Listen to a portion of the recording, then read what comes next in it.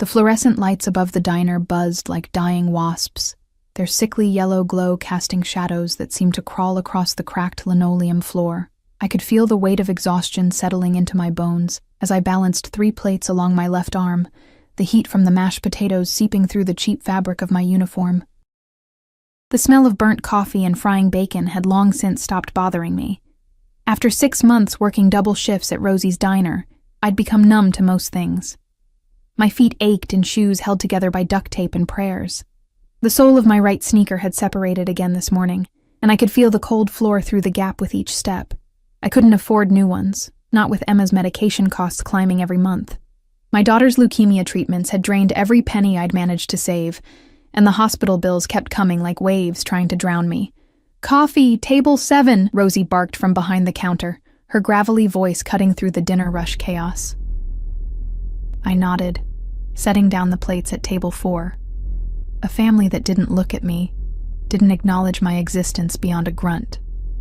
Invisible. That's what I'd become in this city. Just another struggling single mother trying to survive, one shift at a time. The bell above the door chimed, and the diner's ambient noise seemed to shift, like the air pressure had changed. I glanced up from wiping down table 6, and my breath caught somewhere between my lungs and throat. 3 men entered, but only one commanded every molecule of oxygen in the room. He was tall, well over 6 feet, dressed in a charcoal suit that probably cost more than I made in 6 months. The fabric moved with him like liquid shadow, tailored so perfectly it seemed painted onto his broad shoulders. Dark hair swept back from a face carved from marble and sin, strong jaw shadowed with precise stubble. But it was his eyes that made my hands tremble against the dirty rag I was holding. Cold, calculating, the color of slate before a storm. The 2 men flanking him were clearly security, earpieces, bulges under their jackets that spoke of weapons, eyes constantly scanning the diner like predators assessing threats. They moved with military precision, one checking the exits, the other positioning himself with a clear view of the entrance. The man in the suit, the one who mattered, walked with the kind of confidence that comes from knowing you're the most dangerous thing in any room. People parted for him instinctively, conversations dying mid-sentence as he passed. They took the corner booth, the one that faced the door with walls on 2 sides. Strategic. The security detail didn't sit. One stood near the entrance. The other positioned himself where he could watch both the kitchen and the front windows. "Riley!" Rosie hissed, snapping her fingers at me. "Table 12. Move." My legs felt disconnected from my body as I approached their booth, notepad clutched in my trembling hand. Up close, he was even more devastating. I could smell his cologne, something expensive and dark, like sandalwood and danger. A thin scar traced along his left cheekbone, a white line that only made him more terrifying and its implications of violence survived. "What can I get you?" My voice came out smaller than I intended, barely above a whisper.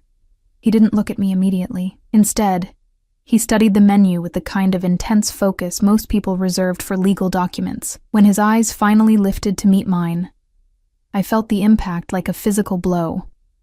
They were intelligent, assessing, and completely devoid of warmth. "Coffee? Black?" His voice was deep, smooth like aged whiskey, with an accent I couldn't quite place. "And the burger, medium rare." I scribbled on my notepad, hyper-aware of my bitten nails, the ink stain on my index finger, the way my hand shook slightly. "Anything else?" "That will suffice." He dismissed me with those 3 words, returning his attention to his phone, one of 3 devices on the table I noticed. All expensive, all buzzing periodically with messages. The security guard near him, a mountain of a man with a shaved head and cold eyes, ordered the same thing without speaking, just holding up 2 fingers. I fled to the kitchen, my heart hammering against my ribs like it was trying to escape. Rosie caught my arm as I put in their order. "You know who that is?" she whispered, her weathered face pale. I shook my head. "That's Damien Cross." She said the name like it was cursed. "You don't want to know what he does, girl. Just serve him, keep your head down, and pray he leaves quickly." But I heard the whispers from the line cooks, caught fragments of conversation from the other waitresses. Words like organization, East Side territory, never convicted. The picture they painted made my blood run cold. Mafia. The man in the corner booth wasn't just dangerous. He was legendary. Untouchable. The kind of person who made people disappear. My hands shook so badly I nearly dropped his coffee cup twice while preparing it. I took 3 deep breaths, steadied myself, and carried the tray back to table 12. I set down his coffee carefully, trying not to spill it. He didn't acknowledge me, didn't look up from his phone where he was typing rapidly with one hand, while holding another device to his ear, speaking in rapid Italian. The language sounded like music and murder combined. The next 40 minutes passed in a blur of anxiety. I refilled his coffee 3 times, brought the food, cleared plates. Each interaction was the same. He barely acknowledged my existence, treating me with the same casual indifference as the furniture. I should have been relieved. Invisible was safe, but something kept pulling my attention back to that corner booth, the way he commanded the space without speaking. How his security detail received instructions through subtle hand gestures I barely caught. The expensive watches, the briefcase that never left his bodyguard's sight, the way other diners instinctively kept their distance. Finally, he signaled for the check. I brought it over with trembling hands, setting it down on the table. "Thank you," I mumbled, already turning to leave. He pulled out a money clip, solid gold I realized with initials engraved in script, and extracted several bills without counting them. As I reached for the payment, our fingers brushed. The contact lasted less than a second, but I felt it like an electric shock. His skin was warm, surprisingly so for someone who seemed carved from ice. His eyes flicked up to mine, and for the first time, he actually saw me, really looked at me. Something flickered across his face. Curiosity? Interest? It was gone before I could identify it. "Keep the change," he said, his voice dropping lower, almost intimate despite its coldness. I glanced down at the bills. $300 for a $40 meal. "Sir, this is too much. I don't repeat myself." The words were soft but carried the weight of absolute authority. He stood, and I instinctively stepped back. He was even taller than I'd thought, and up close I could see the expensive watch on his wrist, the platinum ring on his right hand, the way his suit jacket fell open just enough to reveal a shoulder holster.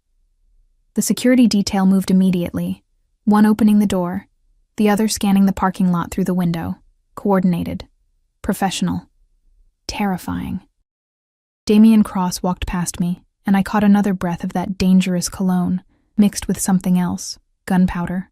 My imagination running wild, they were almost to the door when I noticed it. The third security guard, the one I hadn't paid much attention to, was heading toward a black Mercedes in the parking lot, keys in hand, but something was wrong. The car sat lower on one side, and there was a strange shimmer in the air around it, visible even through the diner's grimy windows. Gasoline. A pool of it, spreading under the vehicle, reflecting the parking lot lights like an oil slick. My heart stopped, then started again, hammering so hard I thought it might crack my ribs. Time seemed to slow down. I saw the guard's hand moving toward the car door. Saw Damian Cross already outside, his phone to his ear. Saw the other guard reaching for the driver's side door of a second vehicle, an Escalade, black and gleaming. My body moved before my brain could catch up. "Wait!" I screamed, my voice cracking with terror. "Don't start your cars!" I burst through the diner door, my worn sneakers slapping against the pavement. Every eye in the parking lot turned toward me, the crazy waitress in her stained uniform, running like her life depended on it. "Don't start the engines," I was sobbing now, terror and adrenaline coursing through my veins. "There's gasoline everywhere. Under the Mercedes, look." The security detail reacted instantly. Guns appearing from holsters, bodies positioning themselves between their boss and me, the perceived threat. I skidded to a stop, raising my hands, tears streaming down my face. Please look," I pointed with a shaking hand. "Under the car. Someone tampered with it." Damian Cross stood perfectly still, his expression unreadable. Then, with a subtle gesture, he signaled his men to lower their weapons. He walked toward the Mercedes himself, each step measured and controlled. He crouched down, an oddly graceful movement for a man of his size, and looked under the vehicle. When he stood, His face had transformed from cold indifference to something far more terrifying, barely controlled rage. "Check everything," he ordered, his voice deadly quiet. "Now." What happened next unfolded like a nightmare in slow motion. The security team swarmed both vehicles, examining them with practiced efficiency. One of them pulled out a small device, some kind of scanner, and ran it along the Mercedes's undercarriage. "Boss," the guard with the shaved head called out, his voice tight. "We've got an IED under the engine block. Professional job. Would have taken out everyone in a 50-foot radius." The words hung in the air like poison. Someone had tried to kill Damien Cross, and if I hadn't noticed the gasoline, if I hadn't screamed, if those cars had started, my legs gave out. I sat down hard on the pavement, my whole body shaking uncontrollably. Shock, I realized distantly. I was going into shock. Suddenly he was there, crouching in front of me. Up close, his eyes weren't cold anymore. They were calculating, intense, fixed on my face with an attention that made me feel stripped bare. "What's your name?" His voice was different now, still commanding but somehow softer. Riley," I stammered. "Riley Chen." "Riley Chen," he repeated, like he was memorizing it, cataloging it in whatever database existed in that brilliant, dangerous mind. "You just saved my life." I couldn't respond, couldn't speak. The weight of what had almost happened crashed over me like a tidal wave. All those people in the diner, the families, Rosie, me. We would have all been caught in the explosion. "Look at me," he commanded gently, one hand coming up to tilt my chin. His touch was surprisingly tender, at odds with everything I knew about who he was. "Breathe. You're safe now." But I wasn't safe. Nothing about this was safe. I could see it in the way his security team was now cordoning off the area, speaking rapidly into phones. In the way sirens were already approaching. They'd called the police, bomb squad. In the way Damien Cross was looking at me like I'd become the most interesting problem he'd encountered in years. "I need to go," I whispered, trying to stand. "My daughter. I have to pick up my daughter from the hospital." His hand on my arm stopped me, not forceful, but immovable. "You're not going anywhere until I know you're safe," he said, and there was something in his voice that brooked no argument. "Someone just tried to kill me, Riley Chen, and you stopped them, which means—" He didn't finish the sentence, but I understood. Whoever had planted that bomb might have been watching, might have seen me scream, seen me save their target, which meant I'd just painted a target on my own back. The bomb squad arrived within minutes, their van screeching into the parking lot with lights blazing red and blue against the darkening sky. I sat in the back of Damien Cross's remaining vehicle, a armored Escalade that smelled of leather and that same dangerous cologne, wrapped in a jacket one of his guards had draped over my shoulders. My uniform was still damp with spilled coffee from when my legs had given out, and I couldn't stop shaking. Through the tinted windows, I watched the organized chaos unfold. Men in protective gear swarmed the Mercedes, their movements precise and cautious. Police had cordoned off the entire parking lot, pushing back the crowd of onlookers that had gathered. Rosie stood by the diner's entrance, her face white as snow, arms crossed over her chest. Damien Cross stood outside, speaking with a detective, a tired-looking man in a rumpled suit who kept glancing nervously at the Mafia boss like he couldn't decide whether to arrest him or run. The conversation was too far away to hear, but I could read the body language. The detective was deferential, almost submissive. Cross commanded authority even from the police. "Miss Chen?" I jumped, turning to find the bald security guard, the one who'd checked the car, standing by the open door. Up close, he was even more intimidating, with a scar running through his left eyebrow and eyes that had seen too much violence. "Boss wants to know your address. We'll need to check your apartment. Make sure it's secure." "What? No, I can't. My daughter," the words tumbled out in a panic. "I need to get to Children's Memorial. Emma's been there all day for her treatment, and visiting hours end at 9, and I promised I'd be there. We'll take you." His tone left no room for argument. "But Mr. Cross needs to ensure your safety first. You witnessed a failed assassination attempt. Protocol requires protocol." I laughed, the sound edged with hysteria. I'm a waitress. I don't have protocols. I have a sick daughter and rent due in 5 days and tips that won't cover either. Something flickered across the guard's stone face. Sympathy, maybe, or pity. Nevertheless, Mr. Cross insists. The door on the opposite side opened, and Damien Cross slid into the seat beside me. The interior of the vehicle suddenly felt smaller, the air thicker. He'd removed his suit jacket, and I could see the shoulder holster more clearly now. The weapon nestled against his ribs like a natural extension of his body. His white shirt was pristine despite everything, sleeves rolled up to reveal forearms corded with muscle and marked with scars that spoke of a violent past. The bomb was C4, professionally placed, he said without preamble, his eyes fixed on mine with that unsettling intensity. Whoever did this knew what they were doing. Military grade, which means they also likely had surveillance on the location. The implications hit me like a physical blow. They saw me.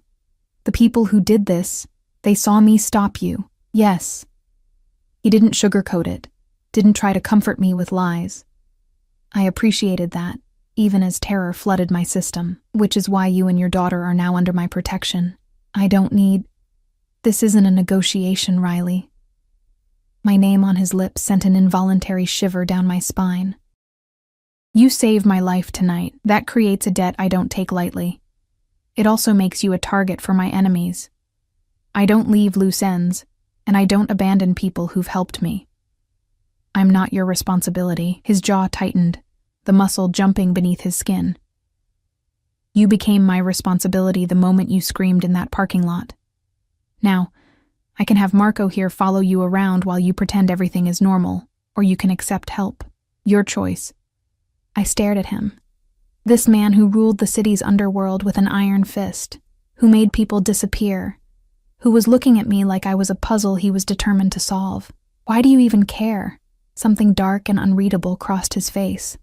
Because in my world, Miss Chen, loyalty is currency, and you showed loyalty to a complete stranger when it would have been safer to stay silent. That's rare. Valuable. He paused, his eyes never leaving mine. And because my nephew was in the vehicle behind the Mercedes. He's 16 years old. You saved his life, too. The weight of that settled over me. A child. I'd saved a child's life. I need to see Emma, I whispered, my voice breaking. Please. She's only 7, and she's been asking for me all day, and the nurses said she had a bad reaction to the chemo this morning. Then we go to the hospital. He pulled out one of his phones, typing rapidly. Marco will drive us. Alessandro will follow in the second vehicle after the bomb squad clears it. He glanced at me, and for a moment something almost human flickered in those cold eyes. What does your daughter have? Acute lymphoblastic leukemia. The words tasted like ash. Stage 3. We're trying a new treatment protocol, but the insurance won't cover it, and the hospital's charity program is backed up for months, and I'm working doubles every day, but it's never enough. I cut myself off, horrified that I was spilling my entire pathetic life story to a crime lord. But something about the way he listened, completely focused, absorbing every word, made it impossible to stop. Which hospital? Children's Memorial, 4th floor oncology ward. He made a call, speaking in rapid Italian again. I caught words here and there. Hospital. Security. Immediately, but couldn't follow the full conversation. When he hung up, he looked at me with an expression I couldn't decipher. You work 2 jobs? 3, actually. The diner, weekend shifts at a grocery store, and I clean offices at night when I can get Emma's neighbor to babysit. I laughed bitterly. Not that it matters. Medical bills are like quicksand. The more you fight, the deeper you sink. The Escalade pulled away from the diner, Marco at the wheel, navigating through traffic with the kind of aggressive efficiency that came from driving for someone important. The city lights blurred past the tinted windows, creating patterns of gold and shadow across Damien's face. Tell me about the bomb, I said suddenly. Why didn't your people notice it before? He was quiet for a long moment, his jaw tight. Because we swept the vehicles this morning. Whoever did this gained access between then and dinner service, which means either they had inside information about my schedule or they've been surveilling my movements. His hands curled into fists. Someone on my payroll is a traitor. The word hung in the air like a death sentence. What will you do to them when you find them? His eyes met mine, and in them, I saw something ancient and merciless. What I do to anyone who betrays me. I should have been terrified, should have demanded he let me out of the car, should have run as far and fast as my broken shoes could carry me. Instead, I found myself asking, "How did you know? That you could trust me?" I didn't. A ghost of a smile touched his lips, the first hint of any expression beyond cold calculation. But you were crying. Real tears, real terror. You weren't acting. You genuinely thought we were all about to die. He tilted his head, studying me. And you ran toward danger, not away from it. That tells me everything I need to know about who you are. The hospital loomed ahead, its white walls glowing in the darkness like a beacon, or a prison. I'd spent so many hours within those walls, watching my daughter fight for her life, that the building had become synonymous with fear and hope in equal measure. Marco pulled into the emergency bay, somewhere we definitely weren't supposed to park.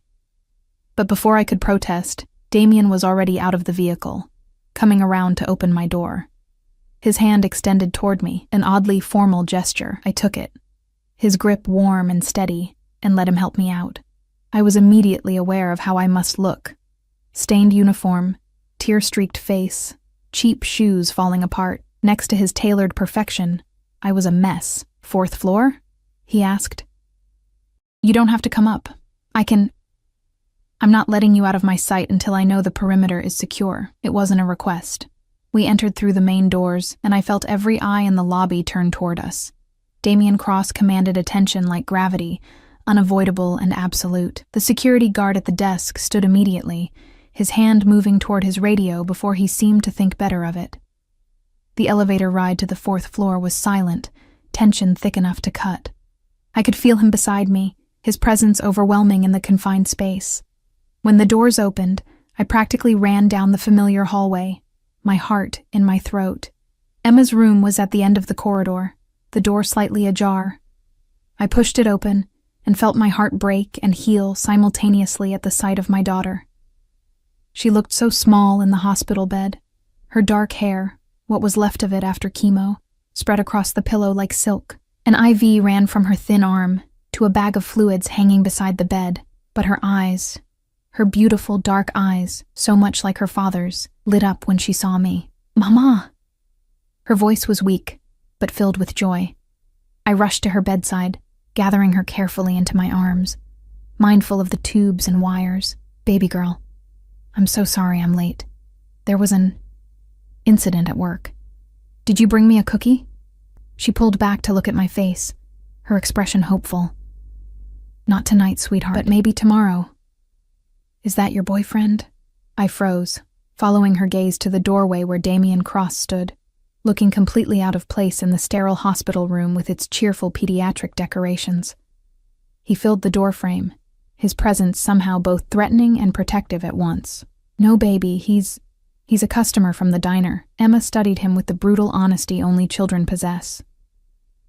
"You're really tall, and you look scary, but you have nice eyes." To my absolute shock, Damien's expression softened. Not much, but enough that I noticed. He stepped into the room, moving with careful deliberation, as if aware that his natural predatory grace might frighten a sick child. "What's your name?" he asked, his voice gentler than I'd heard it. "Emma Lily Chen. I'm 7 3/4. Do you have kids?" "No." "Oh." She tilted her head, considering. "You should. I think you'd be a good dad. You have strong hands, like you could catch someone if they fell." Something passed across his face. Pain, maybe, or regret, but it was gone in an instant, replaced by that calculating mask. A nurse bustled in, her eyes widening when she saw Damien. "Miss Chen, visiting hours are... Oh." She stopped, looking between us with obvious confusion. "I'll only be a few minutes," I promised, turning back to Emma. "How was today? Did the new medicine make you feel sick?" Emma made a face. "A little bit. But Nurse Sarah gave me the good crackers, And I got to watch 2 whole movies. She yawned, her small body trembling with exhaustion. Will you stay tonight, Mama? Please? My heart shattered. Baby, I have to work the night shift, remember? We need the money for your medicine. Actually, Damien's voice cut through the room, authoritative and final. You won't be working tonight, or any night this week. You've been given time off. Paid. I spun to face him. What? You can't just... I already called your manager. It's handled. His eyes locked with mine, and in them, I saw something that made my breath catch, not just authority, but something deeper. Possessive. Your daughter needs you. You should be here. I can't accept. You can, and you will. He moved closer, and I was hyper-aware of Emma watching this exchange with bright, interested eyes. Considerate payment for services rendered. You saved my life, Riley Chen. Let me make sure you can spend tonight with your daughter. I wanted to argue, wanted to maintain some shred of independence. But Emma's small hand in mine, her hopeful expression, the bone-deep exhaustion in my body, it all conspired against my pride. Okay, I whispered. Thank you. He nodded once, then pulled out his phone. After a brief conversation in Italian, he looked at the nurse. A security detail will be posted outside this room tonight. They're not to be disturbed or questioned. Understood?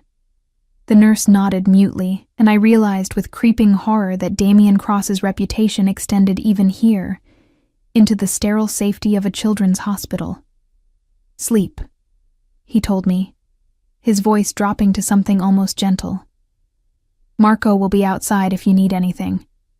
Tomorrow we'll discuss your situation more thoroughly. My situation. His eyes met mine, and I saw the promise in them of protection, yes, but also of something more dangerous.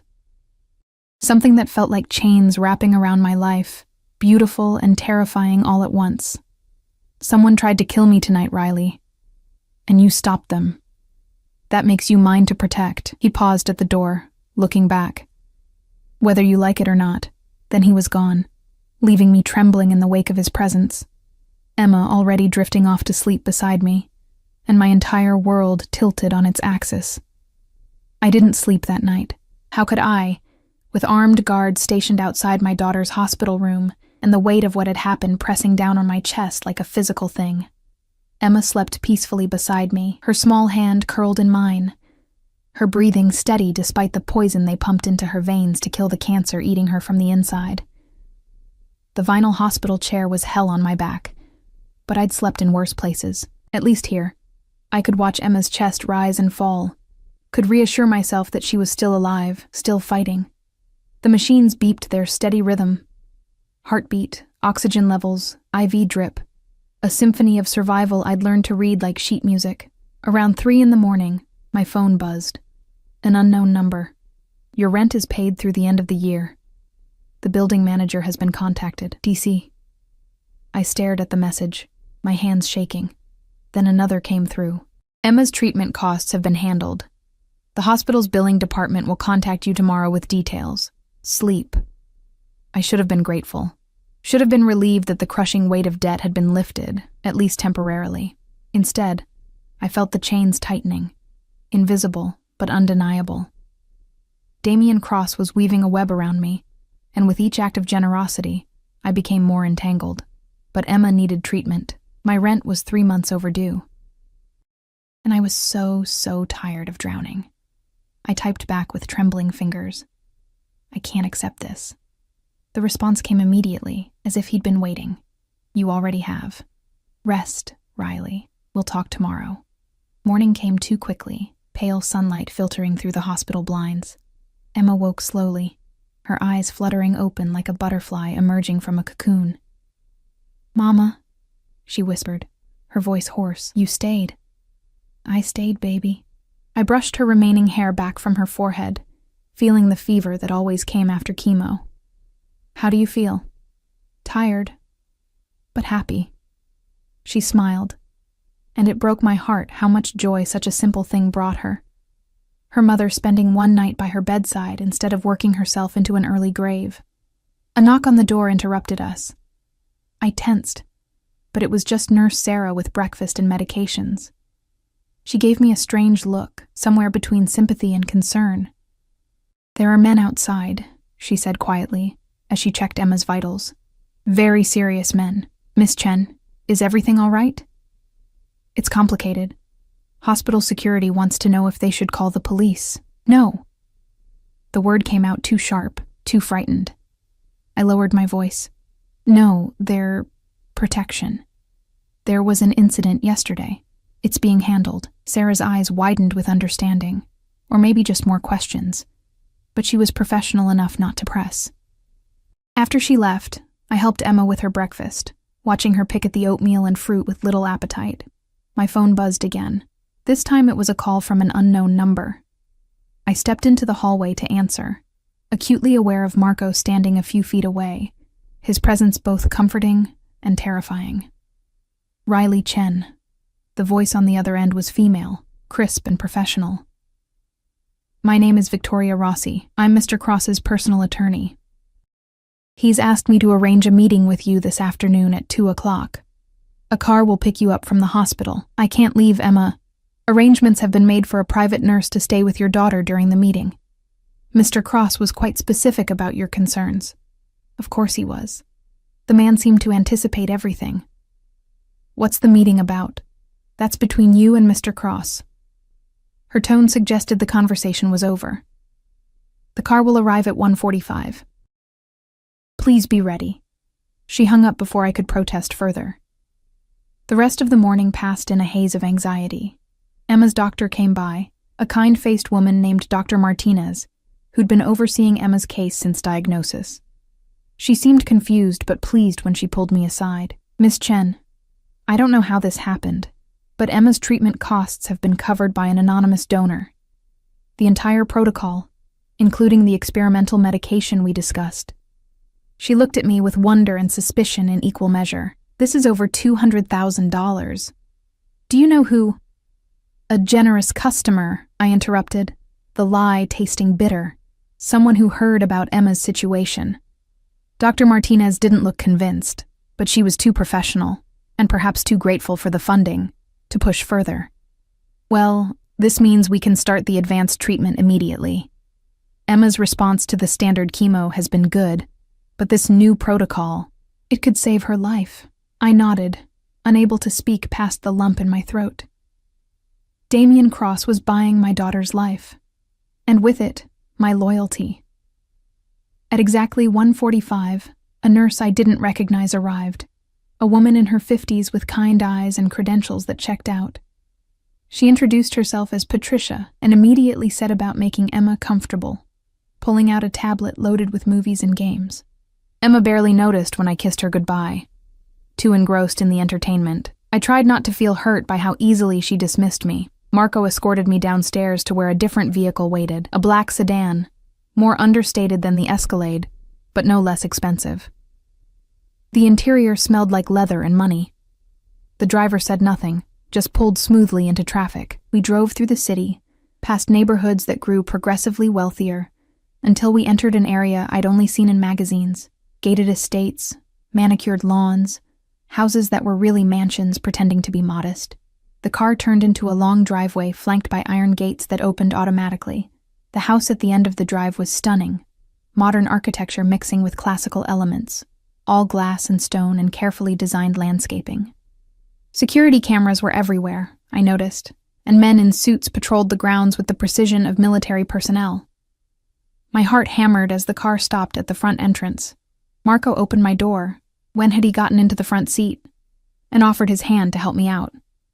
"Mr. Cross is waiting in his office," he said, his tone almost gentle. "Third floor, last door on the left." The interior of the house was even more impressive. All clean lines and expensive art. The kind of place where my secondhand clothes and worn shoes felt like an insult. A woman who I assumed was Victoria Rossi met me in the foyer, her sharp suit and sharper eyes assessing me in seconds. "Miss Chen, this way, please." I followed her up a curved staircase, my reflection mocking me from the polished marble. We passed rooms filled with books, artwork, furniture that probably cost more than my annual income. Everything spoke of wealth, power, and control. The office door was solid wood, heavy and imposing. Victoria knocked once, then opened it without waiting for an answer. Damien Cross stood by floor-to-ceiling windows overlooking the estate grounds, his back to us, phone pressed to his ear. He was speaking Italian again, his tone cold and commanding. When he turned and saw me, he ended the call abruptly. "Leave us," he told Victoria. She nodded and departed, closing the door behind her with a soft click that sounded like a cell door locking. We were alone. The office was masculine and intimidating. Dark wood furniture, leather chairs, walls lined with books in multiple languages. A massive desk dominated the space, covered with papers, laptops, and what looked like architectural blueprints. But what caught my attention were the monitors on one wall, displaying security feeds from various locations. "Sit," Damien said, gesturing to a chair across from his desk. I remained standing. "Why am I here?" His eyebrow raised slightly. "Amusement? Annoyance?" "Because we need to discuss your future." "My future is my own, not anymore." He moved toward me, each step measured and deliberate. "Last night you became connected to me. My enemies saw you. They know you saved my life, which means they'll come after you to get to me. Then I'll go somewhere else, change my name, take Emma and disappear. You can't." He was close now, too close, his presence overwhelming. "They're already looking for you. I have my best people searching for whoever planted that bomb, but until I find them, you're in danger. Emma's in danger. The mention of my daughter made my blood run cold. You're using her to manipulate me." "I'm using facts to make you understand reality." His eyes bore into mine. "I can protect you both, but only if you accept my help. And what do you want in return?" The question came out bitter, accusatory. "Men like you don't do anything for free." Something dark flickered across his face. "Men like me?" He stepped even closer, and I could smell his cologne again, that dangerous scent that made my head spin. "You don't know anything about me, Riley Chen. I know enough. I know what people say about you. The businesses you control, the people who've disappeared, I've never harmed anyone who didn't deserve it." His voice dropped to something almost gentle, which somehow made it more terrifying. "I've never hurt a woman, never harmed a child, and I've certainly never forced anyone into my service." He paused. "But I also don't let good deeds go unrewarded, and I don't abandon people under my protection. I didn't ask for your protection. You earned it." His hand came up, fingers brushing my cheek so softly I almost thought I'd imagined it. "When you screamed in that parking lot, when you risked your life to save mine, you became mine to protect. It's not negotiable." The possessiveness in his voice should have terrified me. Instead, I felt something else entirely, something warm and dangerous coiling in my stomach. "What do you want from me?" I whispered. His eyes searched my face, lingering on my lips before meeting my gaze again. "I want you to work for me." "Work for you? Doing what?" "I need someone I can trust, someone who's proven their loyalty isn't bought. Because you already had the chance to stay silent and didn't take it." He moved away, giving me space to breathe, and settled against his desk. "I have several legitimate businesses. Restaurants, real estate, import, export. They need management, oversight. You'd start as my personal assistant, handling the day-to-day operations I don't have time for. I'm a waitress. I'm not qualified. You're intelligent, observant, and you work harder than anyone I've ever met." His tone suggested he didn't make such statements lightly. "I've had people looking into your background. 3 jobs, raising a sick child alone, never missed a payment until the medical bills became impossible. You're exactly what I need." The revelation that he'd investigated me should have angered me. Instead, I felt exposed, vulnerable. "And if I say no, then I'll still protect you and Emma, but you'll do it from a distance, with guards following your every move, never knowing if the next person you serve might be the one sent to kill you." He let that sink in. "Or you can work for me, live in a secure location, have Emma treated by the best doctors money can buy, and actually have a chance at a normal life." "Nothing about this is normal, no," he agreed. "But it's better than what you have now." He was right, and I hated him for it. Hated that he could waltz into my desperate life and offer solutions I couldn't refuse. Hated that part of me, a shameful, traitorous part, was drawn to him despite everything he represented. I need time to think. You have until tomorrow morning. He pulled out his phone, typing something quickly. Tonight, you'll stay here. Emma will be transferred to a private room with round-the-clock medical care. You can see her anytime you want. You can't just... I can, and I have. He looked up from his phone, his eyes intense. The people who tried to kill me are still out there, Riley, and they're looking for you. Every second you spend in that hospital, in your apartment, at that diner, you're exposed, vulnerable. His jaw tightened. I won't let you die because of me. The certainty in his voice, the absolute conviction, made something inside me crack. When was the last time anyone had cared about my survival? When had anyone fought to keep me safe? Why do you care? The question came out broken, desperate. You don't even know me. Damien was quiet for a long moment, something warring behind his eyes. When he finally spoke, his voice was rough, almost vulnerable. My sister, he said softly. She had a daughter, my niece, Sophia. She was 6 when she died. Leukemia, same as Emma. The pain in his voice was raw, real. My sister worked 3 jobs trying to afford treatment. I was in prison, couldn't help her. By the time I got out and could pay for the best care, he trailed off, his hands curling into fists. I was too late. Understanding crashed over me like a wave. That's why you're helping Emma. That's why I won't let another child die because their mother couldn't afford treatment. His eyes met mine, and in them, I saw genuine emotion for the first time. And it's why I won't let you work yourself to death trying to save her. I couldn't save Sophia, but I can save Emma. Let me do that, Riley. Please. The word please from this powerful, dangerous man's lips undid me completely. Okay, I whispered, tears streaming down my face. Okay. The room Damien's staff prepared for me was larger than my entire apartment.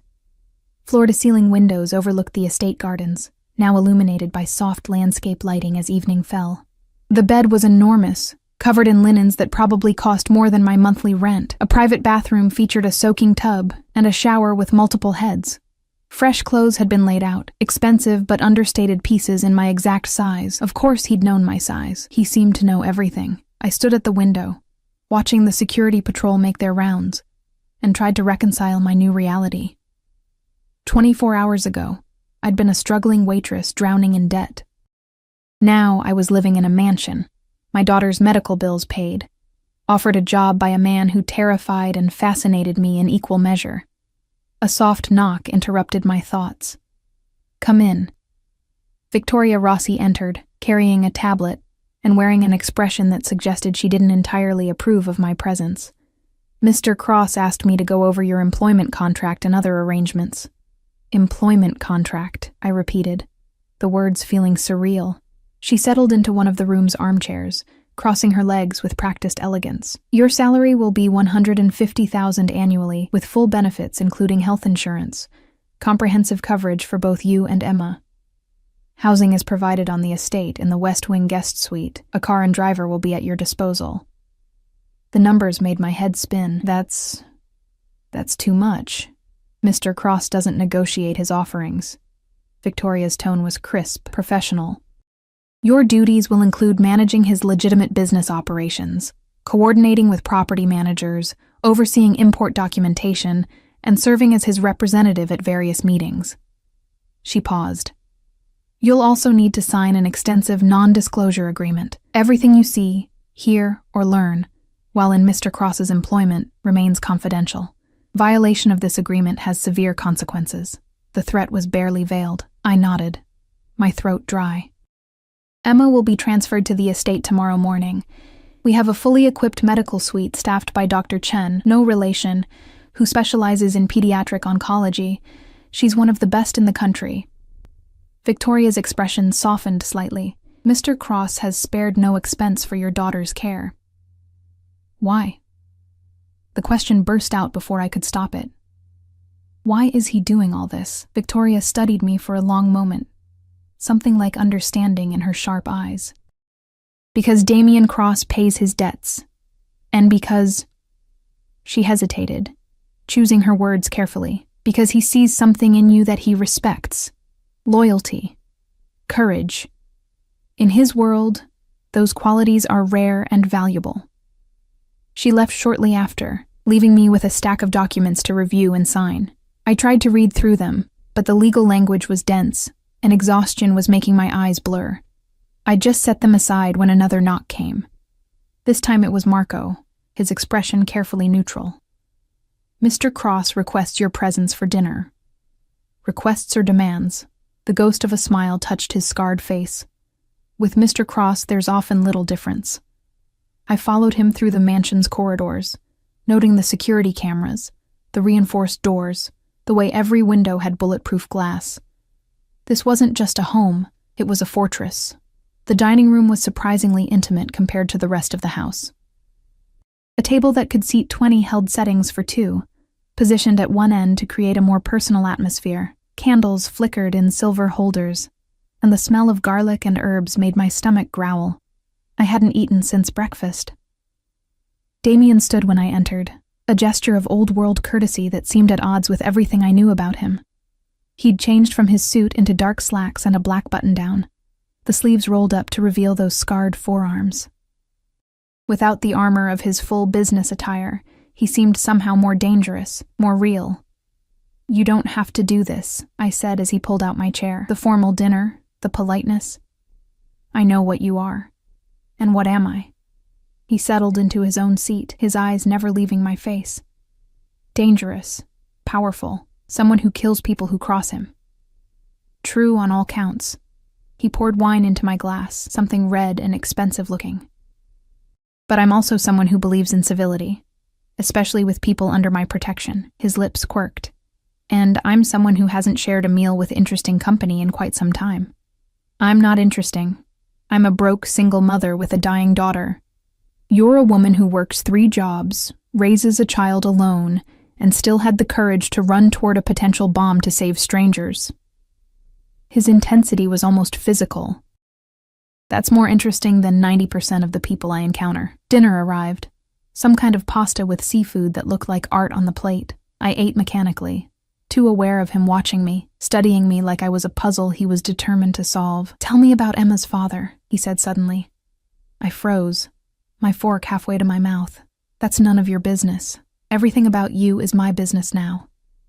His tone brooked no argument. "I need to know if he's a potential complication. If he'll try to claim Emma, interfere with her treatment, cause problems. He's dead." The words came out flat, emotionless. Dead or gone, I don't know which. He left when I was 6 months pregnant, and I haven't seen him since. His name? Does it matter? It might. Damien leaned back in his chair, wineglass in hand. "My enemies are thorough, Riley. They'll dig into your past, look for leverage. I need to know what they'll find." I set down my fork, appetite gone. "Marcus Chen. We met in college, got pregnant accidentally. He said he'd stay, that we'd make it work. Then he just vanished. No note, no explanation. I tracked down his family. They said he'd mentioned debts, people looking for him. That's all I know." Something shifted in Damien's expression. "Marcus Chen. Describe him. Why does it describe him?" The command in his voice made me obey automatically. Tall, dark hair, charming. He always had money but wouldn't say where it came from. Had a tattoo on his left shoulder blade. Some kind of symbol I never understood. I paused. The memory's bitter. He was good at lying. I didn't realize how good until he was gone. Damien pulled out his phone, scrolling through something before turning the screen toward me. "Is this him?" The photograph made my blood run cold. Marcus, but older, harder. He was standing next to other men, all of them armed, in what looked like a warehouse. The image quality suggested surveillance footage. "Yes," I whispered. "That's him. Where, when?" Marcus Chen worked for the Vittorio family, one of my rival organizations. Damien's voice was cold, clinical. He was mid-level enforcement, responsible for collections and occasionally messier work. He paused, letting that sink in. 3 months ago, he was caught stealing from a shipment. $250,000 in cash. Vittorio doesn't tolerate theft. He's dead? Very. Damien's eyes never left my face. They made an example of him, sent a message to anyone else considering betrayal. I should have felt something. Grief, shock, horror. Instead, I felt nothing. Marcus had abandoned me and Emma. Whatever fate he'd met was his own doing. Does Emma know? She thinks he left, which is true enough. I met Damien's gaze. Why are you telling me this? Because Marcus's debt to Vittorio died with him. But Vittorio is the kind of man who believes in inherited obligations. His jaw tightened. If he discovers Marcus had a daughter, he might try to use her to send another message. About loyalty. About what happens to the families of thieves. The implications hit me like a physical blow. Emma's in danger because of her father. Emma's in danger because she exists in proximity to my world now. Marcus's connection only adds another layer. He leaned forward, his intensity almost overwhelming. But I won't let anything happen to her. Or to you. You have my word. The word of a crime lord? I couldn't keep the bitterness from my voice. The word of a man who doesn't give it lightly. His hand covered mine on the table, warm and solid. I've done terrible things, Riley. I won't pretend otherwise, but I've never broken a promise, and I've never harmed someone under my protection. You and Emma are safe here. I'll make sure of it. I wanted to pull my hand away, to reject the comfort he was offering. But I was so tired.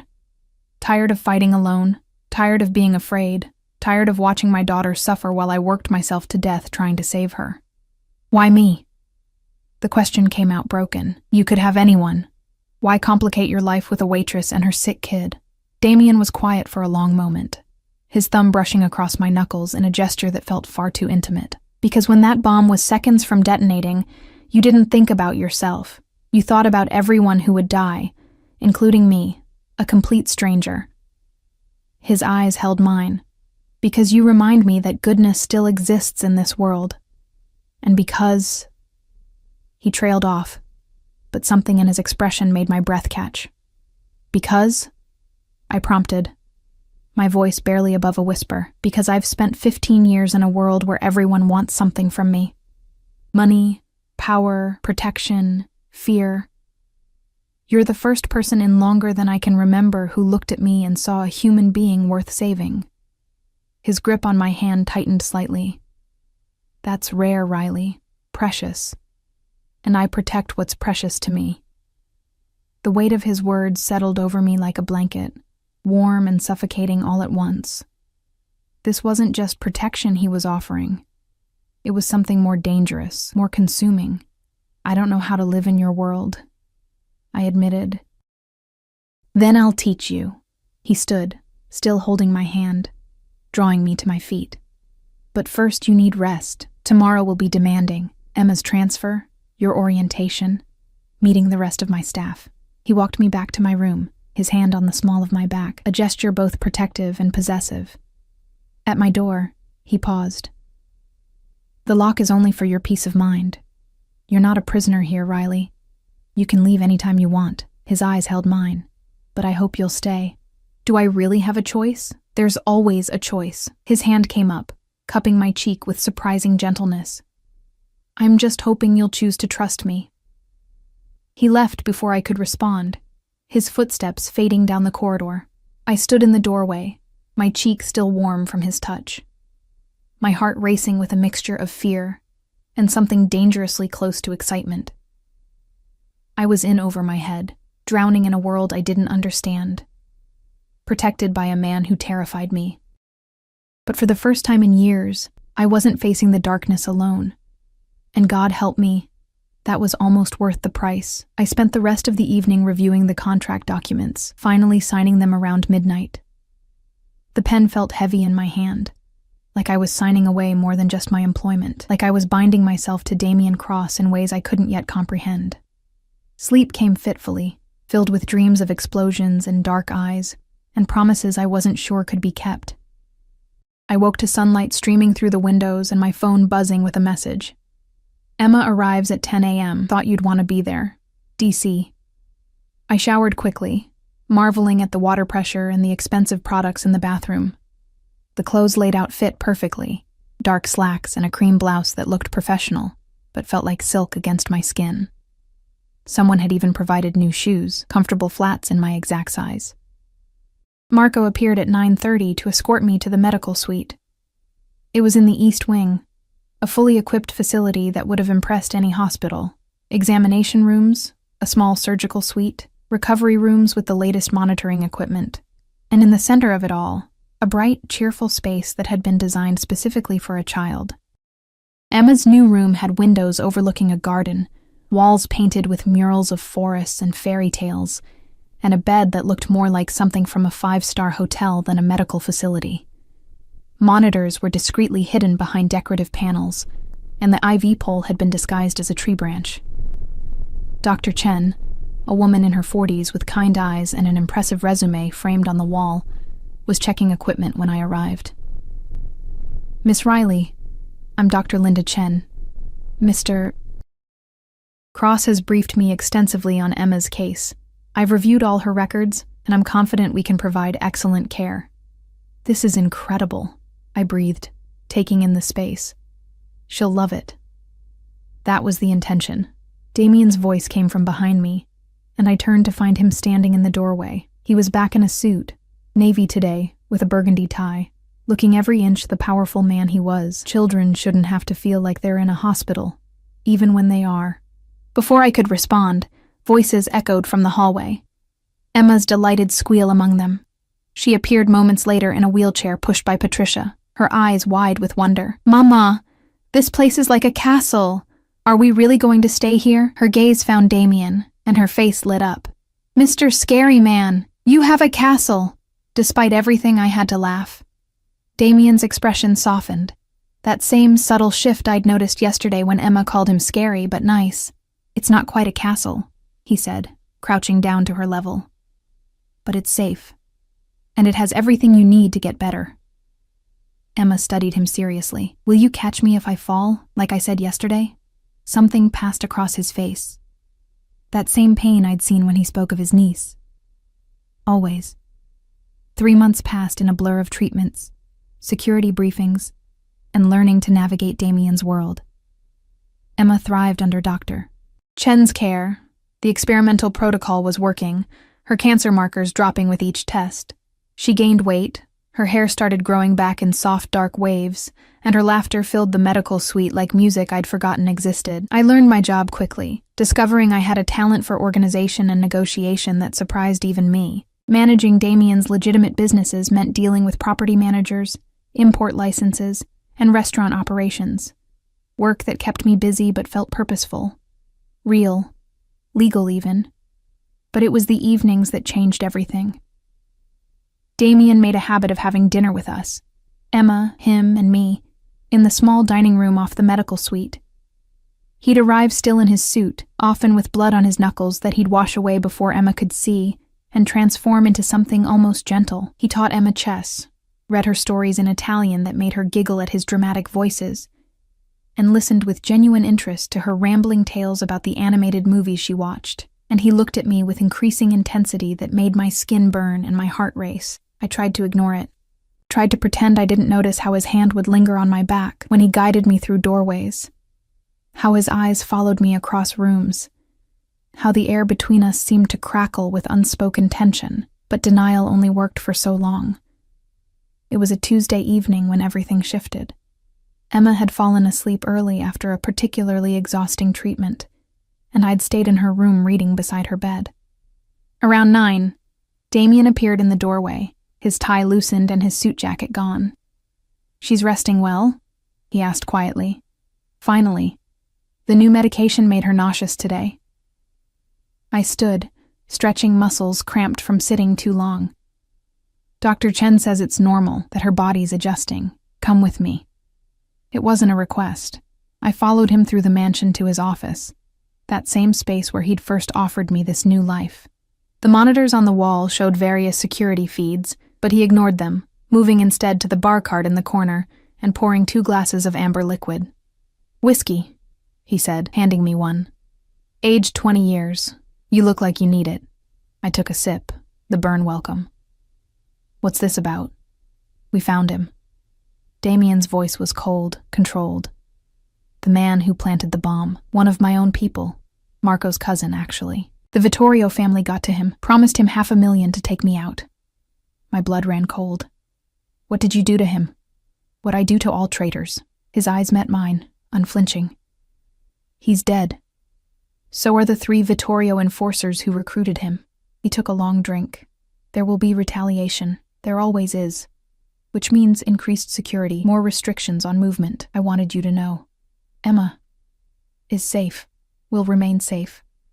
I have 15 men assigned solely to her protection. He moved closer, and I could smell his cologne mixed with whiskey. But I need you to understand something, Riley. This life, my life, it doesn't get easier. It gets more complicated, more dangerous. The people who want me dead will use anyone close to me as leverage. Are you saying we should leave? I'm saying you need to decide if this is really what you want. His hand came up, fingers tracing my jawline with aching gentleness, because I can't let you go, not anymore. You and Emma, you've become important to me, too important. And that makes you targets. My heart was hammering so hard I could barely hear my own voice. What are you saying? I'm saying that somewhere between that first night in the parking lot and watching Emma beat me at chess last week, I've become obsessed with you. His thumb brushed across my lower lip, and I stopped breathing. I think about you constantly. When I'm in meetings, when I'm dealing with business, when I should be focused on staying alive, all I can think about is you, your smile, your laugh, the way you look at your daughter like she's your entire world. Damien, I want you, Riley, not just in my house, not just working for me. I want you in my bed, in my life, in every way that matters. His other hand came up to frame my face, his touch reverent despite the violence I knew those hands were capable of. Tell me I'm not alone in this. Tell me you feel it too. I should have lied. Should have protected myself, maintained professional distance, but I was so tired of lying, of pretending I didn't notice him, didn't crave his presence. I feel it, I whispered. God help me, I feel it too. His kiss was inevitable, fierce and consuming, tasting of whiskey and promises. His hands tangled in my hair while mine fisted in his shirt, pulling him closer, needing more. 3 months of tension exploded between us, and I was drowning in sensation, his taste, his scent, the solid strength of his body against mine. When we finally broke apart, both breathless, he pressed his forehead against mine. Stay with me tonight. Let me show you what this could be. Emma has 3 nurses monitoring her. Patricia will call if anything changes. His hands slid down my back, leaving fire in their wake. Please, Riley. Let me have this. Let me have you. I nodded, beyond words, and let him lead me through the mansion to his private quarters, a suite I'd never entered before. His bedroom was masculine and sophisticated, all dark wood and leather, with windows overlooking the estate grounds. What happened that night changed everything. He was gentle, but demanding, taking his time to learn every inch of my body, making me feel desired in ways I'd never experienced. Marcus had been selfish, rushed. Damien was the opposite, focused entirely on my pleasure, on making me fall apart in his hands, again and again, until I was boneless and sated and completely his. Afterward, lying in his arms with my head on his chest, listening to his heartbeat, I felt safer than I had in years. I love you, he said into the darkness, his voice rough. I know it's too soon. I know it's insane. But I love you. You and Emma both. You've become my family. Tears slipped down my cheeks. I love you too. Even though I shouldn't. Even though this is crazy. His arms tightened around me. Then we'll be crazy together. The next 6 months were a whirlwind. Emma's cancer went into full remission, her scans clear, her strength returning. She started homeschooling with a tutor Damien hired, and began talking about what she wanted to be when she grew up, a doctor, like Dr. Chen, so she could help other sick kids. The war with the Vittorio family escalated, then ended abruptly when their leadership was arrested in a massive FBI raid. I didn't ask how Damien had orchestrated it, didn't want to know the details. Some things were better left in the shadows. Damien proposed on a quiet Sunday morning, presenting me with a ring that was both elegant and understated, so unlike the ostentatious displays I might have expected. Emma had helped him pick it out, he admitted, and her squeal of delight when I said yes was worth everything. We married in a private ceremony on the estate, just immediate family. Emma as my maid of honor, Marco as Damien's best man, and a handful of trusted friends. Dr. Chen cried happy tears. Victoria Rossi actually smiled, and Emma walked down the aisle scattering flower petals with such joy that everyone present felt the weight of the miracle. This child who'd been dying was now dancing at her mother's wedding. Damien's vows made me cry. I promise to protect you both with everything I am, he said, his voice steady despite the emotion in his eyes. To give you the life you deserve, the safety you need, and the love you've earned. You saved my life that night in the parking lot, Riley. And every day since, you've given me reasons to live it. Mine were simpler. I choose you. I choose this life, this love, this family, for as long as we both shall live. When he kissed me, Emma cheered louder than anyone. The reception was small but perfect. Good food, better wine, and the kind of happiness I'd thought was impossible for someone like me. I watched Damien dance with Emma, lifting her onto his feet so she could reach, her arms around his neck, her laughter pure and bright. He looked at her with such fierce love that my heart ached. Later, when Emma had fallen asleep in her room, now decorated exactly how she wanted, with bookshelves full of stories and a window seat overlooking the garden, Damien and I stood on the balcony of our bedroom, looking out at the estate grounds lit by moonlight. Do you ever regret it? I asked softly. Taking us in, changing your life for us. He pulled me against his chest, his arms wrapping around me from behind. Never. You gave me something I'd lost, hope, purpose beyond survival and revenge. He pressed a kiss to my temple. You and Emma are my redemption, Riley. My second chance at having a family. We're not going anywhere, I promised. Good, because I've gotten very attached. His tone lightened slightly. Emma's already asking when she can have a baby brother or sister. I laughed, the sound carrying across the quiet night. One miracle at a time, fair enough. He turned me in his arms, his expression serious. But I want you to know, this life I live, the things I do, they're not always clean or legal. I can't change that. But I will always keep you safe, always protect what's mine. I know. And I did. I'd entered this world with my eyes open, accepting both the man he was and the darkness he carried. I'm not afraid anymore. You should be. A little.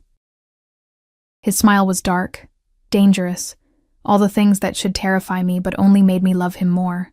I'm a very possessive man, Riley Cross. Now that you're mine, I'm never letting you go. Promise? On my life. We stayed there until dawn, wrapped in each other, and the knowledge that we'd found something rare. Love born from chaos, family forged from danger, and a future that, against all odds, looked bright. 3 years later, Emma celebrated being 5 years cancer-free with a party that filled the estate with children's laughter. She was 10 now, healthy and vibrant, with dreams of medical school and a stubborn streak she'd inherited from both her mother and her stepfather. Damien had stepped back from the darker aspects of his business, delegating more and focusing on the legitimate enterprises. He'd never be entirely clean, his past wouldn't allow it, but he was trying. For us.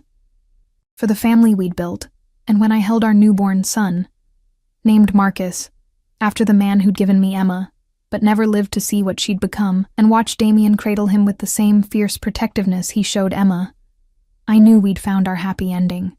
It wasn't perfect. Damien still had enemies, still had to maintain security, still occasionally came home with blood on his hands. But he always came home, to us, to the life we'd built from ashes and miracles. The night I'd screamed in that parking lot, terrified and desperate, I'd saved a life. What I hadn't known was that I was also saving my own, and my daughter's. Damien Cross had promised me protection, safety, a future. He'd given me all that and more. He'd given me love, family, and a life I'd never dared to dream possible.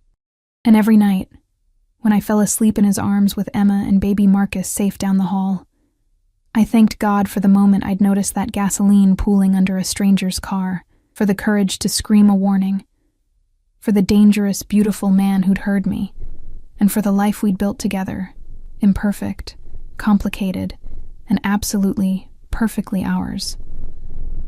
Some people might say I'd traded one prison for another, that Damien's protection was just a gilded cage, but they'd be wrong. Because for the first time in my life, I wasn't just surviving, I was living, and I was loved. The rest was just details.